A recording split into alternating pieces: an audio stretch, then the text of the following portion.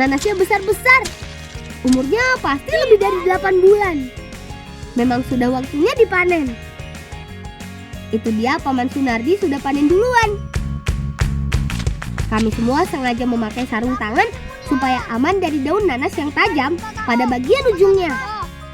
Nanas di sini dipanen setiap hari loh teman, karena area matangnya memang tidak berbarengan. Cara panennya, bagian bawah daun ikut dipotong juga. Tujuannya supaya tunasnya bisa tumbuh lagi jadi buah yang baru. Meski kalah populer dari kopi, nanas cukup banyak loh ditanam di desaku. Di kebun milik Paman saja ada 2000 buah nanas yang ditanam di areal seluas 6 rantai. Itu artinya luas kebun nanas Paman Sunardi lebih dari 2000 meter persegi. Lumayan kan teman?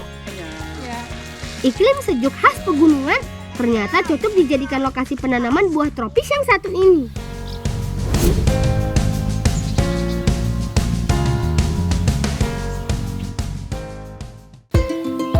Mumpung ada nanas hasil panen, kakak berinisiatif membuat masamjing.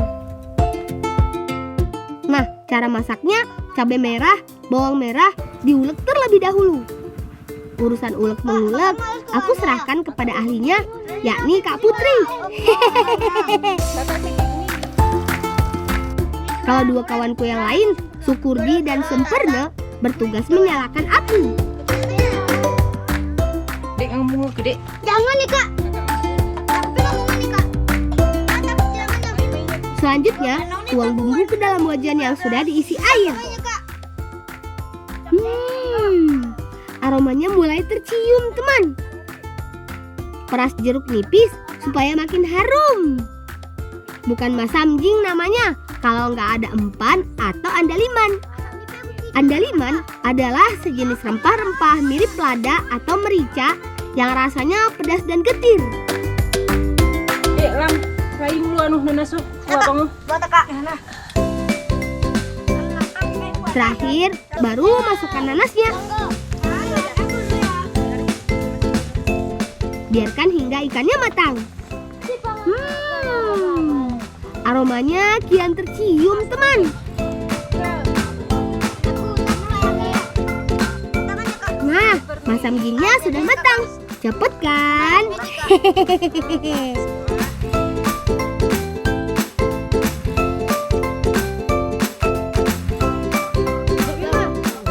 Makan masamjing paling enak pakai nasi putih hangat teman. Namanya juga orang Indonesia. Kalau belum makan nasi, berarti belum makan. Rasa andalimannya terasa sekali. Rasa kuahnya dominan asam segar yang berasal dari asam sunti dan nanas. Lidah benar-benar seperti bergoyang. Enak sekali.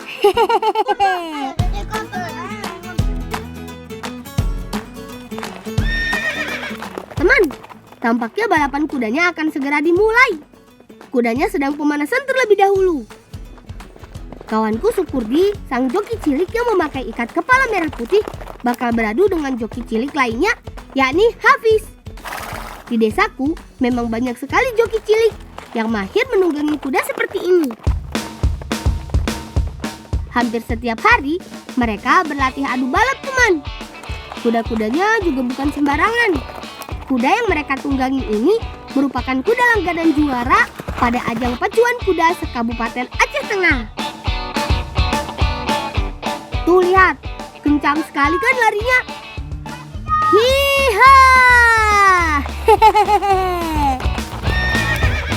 Kalau cuma sekedar latihan begini sih, menang kalah gak jadi soal teman. Yang terpenting adalah membangun kedekatan antara kuda dengan jokinya.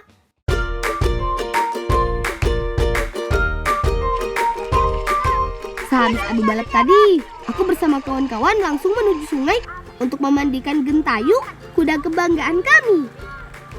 Sungai di desaku sangatlah jernih teman. Gak heran, hampir setiap hari kuda-kuda di Gayo dimandikan di sungai. Oh iya, perkenalkan teman, kami adalah anak-anak suku Gayo dari provinsi di ujung barat Indonesia, yaitu Aceh. Tepatnya dari desa Simpang Kelaping, Kecamatan Pegasing, Kabupaten Aceh Tengah. kalian tahu kopi gayo? Nah, kopi tersebut berasal dari daerah kami. Kopi dan kuda memang tidak terpisahkan dari keseharian masyarakat Gayo, teman. Apalagi alam desaku masih sangat asri dan sejuk karena dikelilingi oleh pegunungan.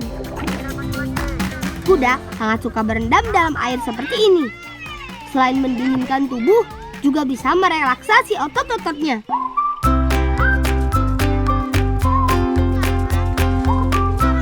Kata paman, lokasi tanaman jamunya ada di kebun kopi. Nama tanamannya sendiri adalah lempuyang. Aduh, tapi di mana ya lempuyangnya? Mencarinya di kebun kopi seluas ini ternyata tidak mudah, teman.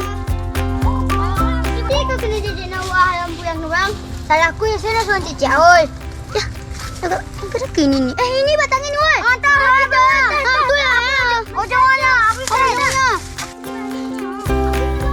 Nah, ini dia yang aku cari. Akhirnya ketemu juga lempuyangnya. Lempuyang merupakan tanaman rempah. Masih satu keluarga dengan laos, kunyit, dan jahe. Kalau yang berbentuk kerucut ini tunasnya, teman. Tapi yang akan kami manfaatkan untuk dijadikan jamu adalah rimpangnya, atau bagian batang tumbuhan yang tumbuh di dalam tanah. Karena berada di bawah tanah, meski digali terlebih dahulu. Ayo Sukurdi, Fauzan, dan Sempurna, lebih dalam lagi galinya. Hehehe. Wah, lempuyangnya besar-besar, teman. Ika kita orang lempuyang ni kuku doa melenge. Aku ni lenge. Mirip Sukurdi ini benar-benar ya. Kalau urusan melawak, memang juaranya. Bentuknya memang mirip seperti jahe ya. Hanya saja lempuyang tampak lebih besar. Makanya kata paman, lempuyang kerap disebut jahe gajah. Lempuyangnya sudah cukup. Ayo kawan-kawan, kita segera ke sungai untuk membuat jamunya. Cara membuat jamu untuk kuda sebenarnya sangat mudah. Lempuyang hanya perlu ditumbuk hingga halus. Tak perlu lagi dicampur dengan bahan-bahan lain. Tapi sebelumnya, tanaman rempah ini harus dicuci dulu di air sungai hingga bersih. Kor, yang tadi ko kor gagah di ko. Atat ko kor. Ya. Sukurdi. Bukannya bantu kami bikin jamu, malah mejeng di atas kuda. Bener-bener ya. Aduh. Setelah bersih, lempuyang kemudian dipotong-potong. Lalu aku tumbuk menggunakan lesung. Setelah itu diperas hingga keluar airnya.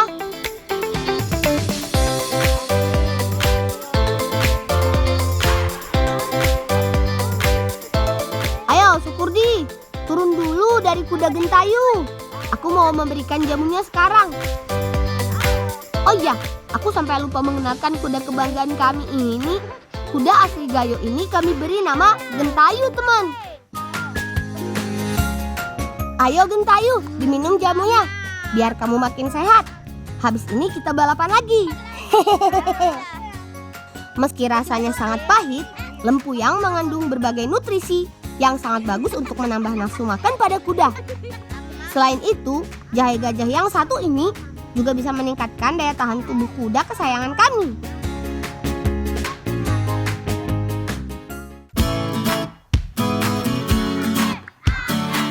Teman, setelah diberi jamu tadi, kami langsung diajak bermain lempar tepung oleh kawan-kawan di desa. Nah, aturan mainnya, Sukurdi harus berdiri di bawah piring-piring yang sudah diisi tepung. Sementara, Hafiz harus melempar piring tersebut dari jarak 3 meter dengan menggunakan tomat sambil menunggangi kuda. Hafiz punya 10 kesempatan untuk mengenai target piring-piring ini. Setelah itu, gantian giliran Sukurdi. Permainannya seru sekali, teman. Selain seru dan mengasihkan, permainan ini juga melatih konsentrasi dan akurasi. Bagaimana caranya mengendalikan kuda sambil tetap fokus membidik 4 piring yang tergantung di tengah sorak-sorai dan teriakan dari lawan. Gerkona. Aduh, kona bol. kepala hingga baju Sukurdi seketika memutih oleh tepung. Lucu juga melihat kawanku yang satu ini berlumuran tepung. Nah, sekarang giliran Sukurdi. Ayo, balas Sukurdi. Putihkan Hafiz dengan tepung. Wah, keren Sukurdi. Lemparan tomatnya tepat mengenai salah satu piring. Tepung pun berhamburan mengenai wajah dan baju Hafiz.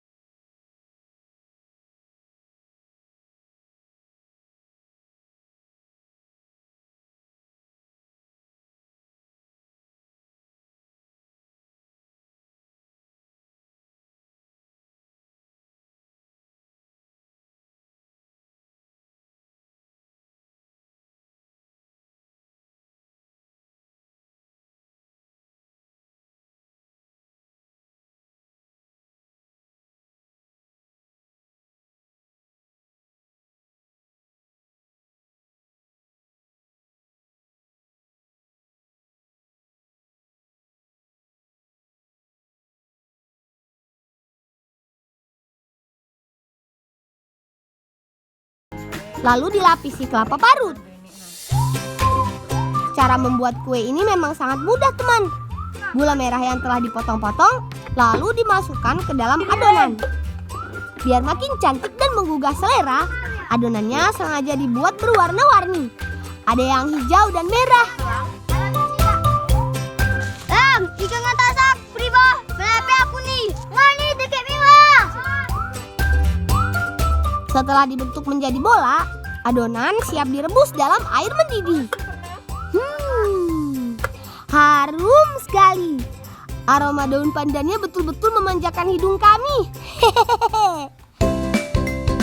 Masukkan satu persatu. Tinggal tunggu deh hingga matang. Biasanya tidak sampai 5 menit, buah rom-rom yang telah matang akan mengapung dengan sendirinya, teman.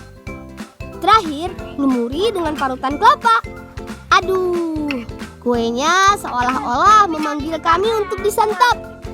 Mana tahan, teman.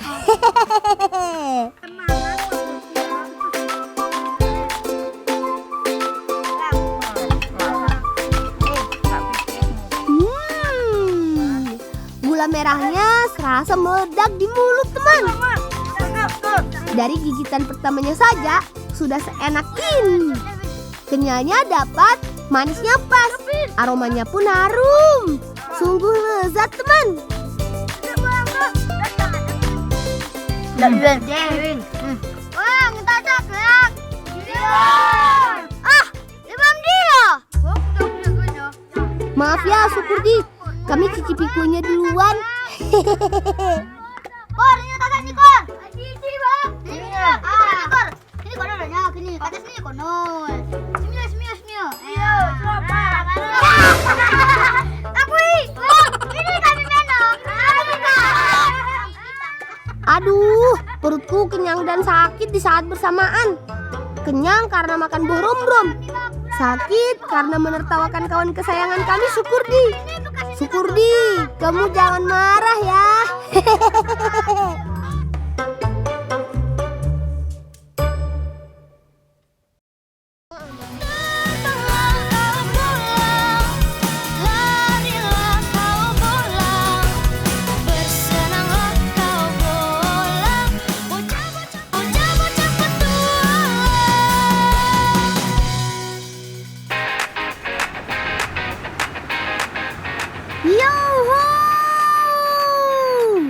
Pantai Mata Nurung di Pulau Simele, Provinsi Aceh, memang surganya para peselancar dari seluruh dunia.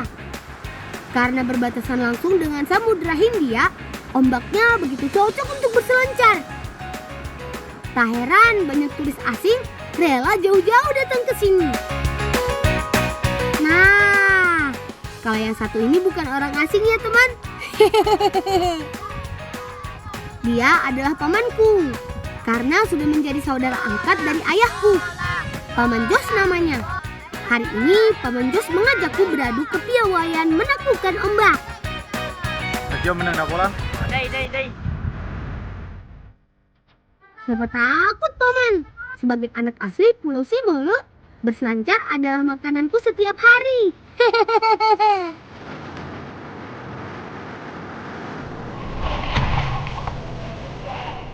Gimana, teman? Kemampuanku tidak kalah kan dengan para peselancar asing ini?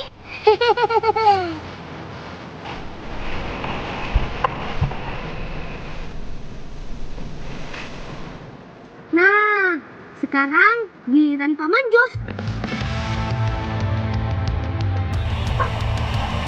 Kehebatan Paman memang tidak usah diragukan lagi. Soalnya Paman Jos lah yang mengajariku berselancar.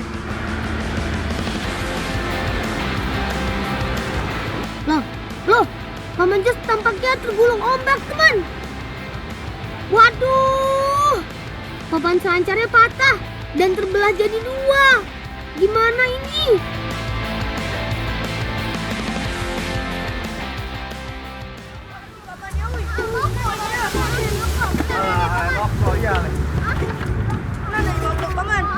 Jangan tambah kat sepok.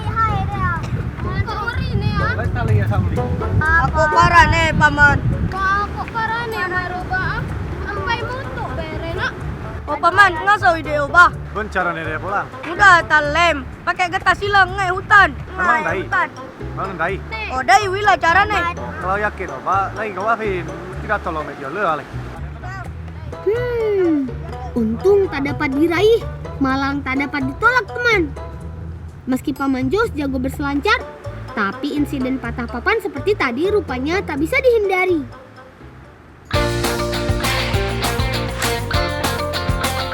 Sangat disayangkan memang, papan selancar kesayangan Paman Jos patah. Tapi ada hikmahnya juga kok, teman. Gara-gara kejadian tadi, aku bisa ngebolang bersama Paman seperti ini. Karena bertualang ke dalam hutan Simolo bareng Paman Jos pasti seru sekali. Ini dia getah yang dicari. Orang sini bilang getah pohon sileng, atau lebih populer disebut pohon tarap. Sore awak ni bolang.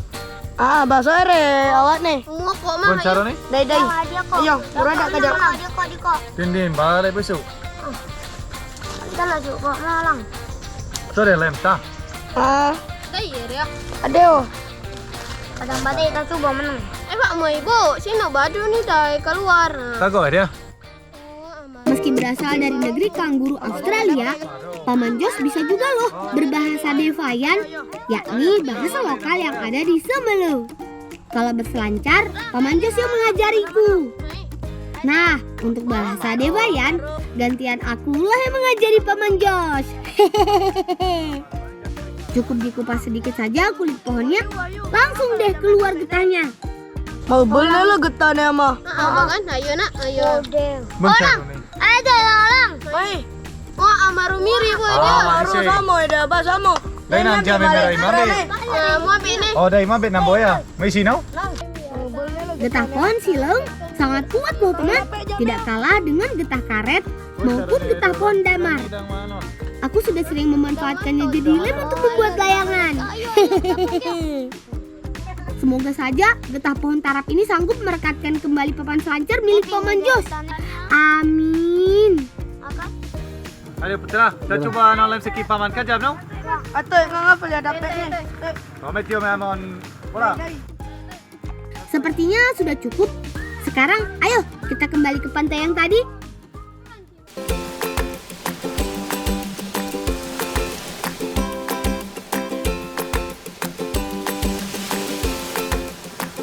Saatnya mengelem papan selancarnya, teman. Dah ingat dia bolang. Dai. Buat tak Halo dia yang amaru. Malulut. Oleskan di masing-masing papannya terlebih dahulu. Kata Paman, satu buah papan seperti ini harganya bisa mencapai 8 juta rupiah loh. Wow, ternyata mahal sekali ya. Papan selancar harganya mahal.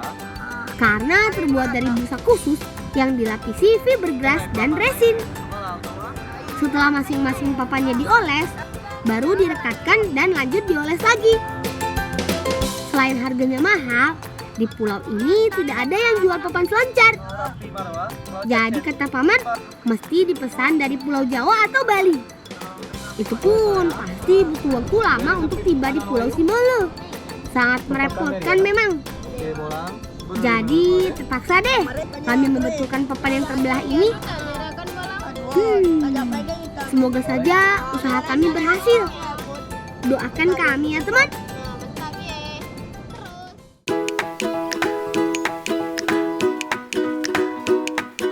Sewaktu bertemu di pantai tadi, kakak sempat bilang akan memasak gulai dan minta tolong sekalian diambilkan ufuk.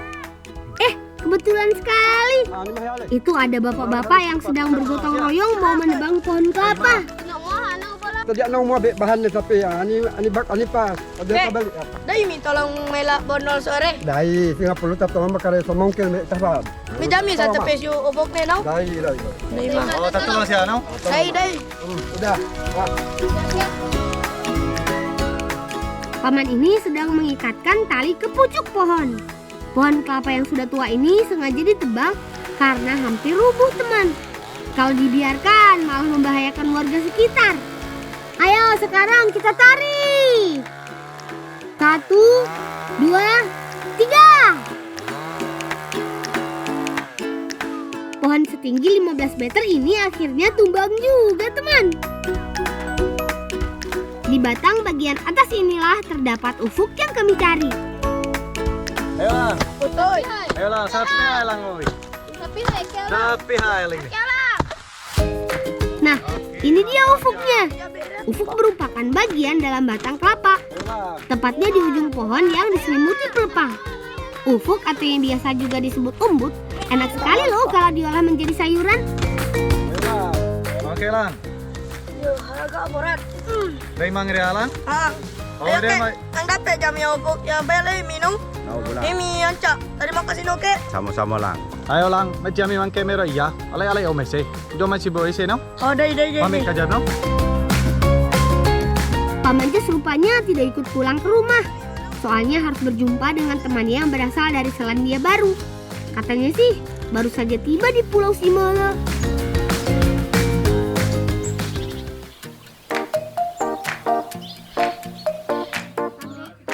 Semua bahan untuk membuat gulai ufuknya sudah siap. Gulai ufuk merupakan makanan khas Simolo yang terbuat dari umbut atau batang muda. Selain kelapa, kami juga biasanya memakai pohon rumbia, tandan, hingga sawit. Selagi Kak Fitri mengulek bumbu, aku mencincang umbutnya hingga tipis. Wahyu sama Putra, tolong siapkan apinya ya. Kak ngang deh pingira bonolnya. Apa lang ro? Ayo bang ngang apa? Oh dai, badi gonseng si Putra ya bonol yang mau isa. Selon meneng no? Dai. Kelapa yang sudah diparut, sebagian dicampur ke dalam bumbu halus. Sisa kelapa parut kemudian digongseng atau dimasak kering dalam wajan. Harum sekali teman kelapa gongsengnya. Alip, rokok bangi-bangi nih Alip. Marubah aku minggu. Marokok mantap, hebut. Kak, lantai ngera kak. Nah, warnanya sudah berubah jadi kecoklatan. Waktunya diangkat.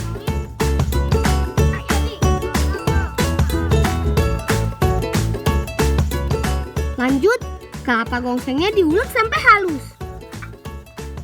Bola ngang mate mau hokot ufuk ya? Ngang ayo. Oh ngang mate marua dein bumbune teh tancaan bola. Mate.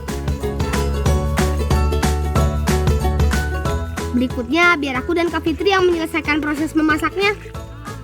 Alif, Wahyu dan Putra, kalian bisa istirahat dulu ya. Proses berikutnya, masukkan semua ufuknya. Aduk sampai merata.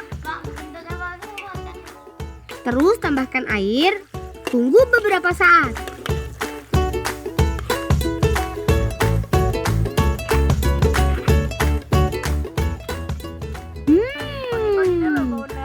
Aromanya betul-betul menggoda teman. warnanya kemerahan begini. Melihatnya saja sudah membuatku ngiler. Mana tahan.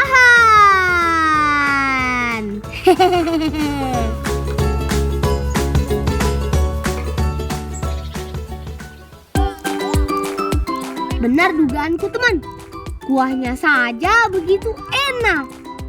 Kalaupun cuma nasi hangat dicampur kuah ulai ufuk saja, pasti aku bakalan nambah. Nah, itu dia Paman Jos bareng sama temannya. Pas sekali. Ayo sini ikut makan bareng kami.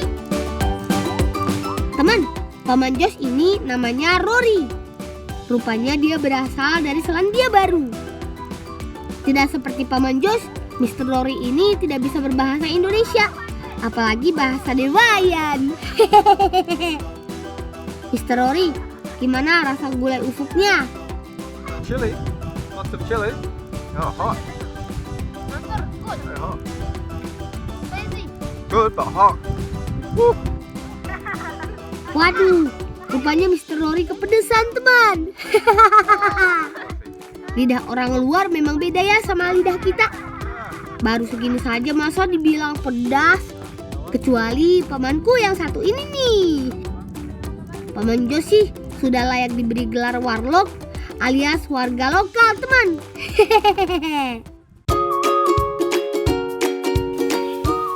Mr. Rory ini memang teman selancar Paman Jos waktu masih tinggal di Australia sana teman. Mereka adalah teman lama yang kerap selancar bareng. Paman Jos pun menceritakan kepada Rory insiden patahnya papan tadi pagi. Mumpung lagi bersama paman, Mr. Rory-nya sekalian aku ajak ke pantai untuk mengecek papan yang baru dilem.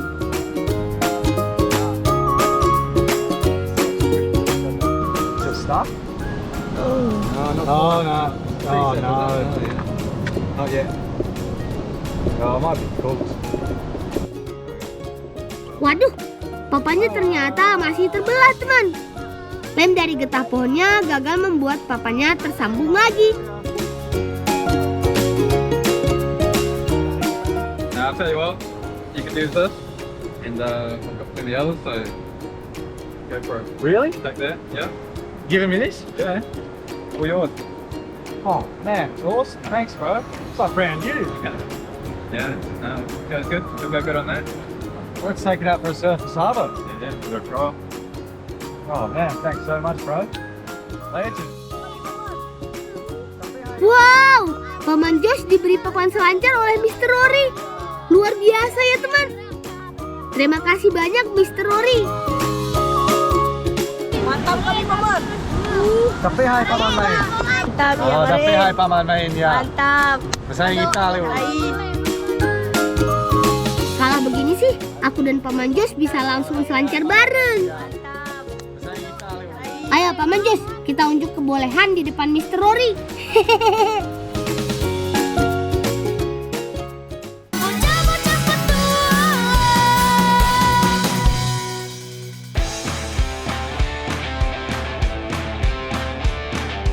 Rupanya Paman Jos sudah tidak sabar ingin mencoba papan baru pemberian Mr. Rory. Mumpung cuaca sore sudah tidak terlalu terik dan ombak pun sedang tinggi, aku dan Paman Jos langsung saja ke pantai untuk menaklukkan ombak bersama-sama. Yoho! Seru sekali! Paman sepertinya sengaja mau unjuk gigi di depan Mr. Rory, teman. Berkali-kali Paman melibas ombak setinggi 5 meter. Setiap ombak berhasil ditaklukkannya dengan mulus.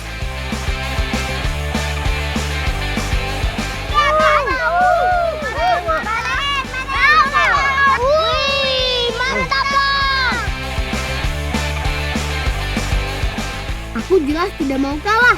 Aku pun bisa meliuk-liuk lebih baik dari Paman Jos. Berselancar bareng seperti ini ternyata sungguh menyenangkan. Lebih menantang rasanya.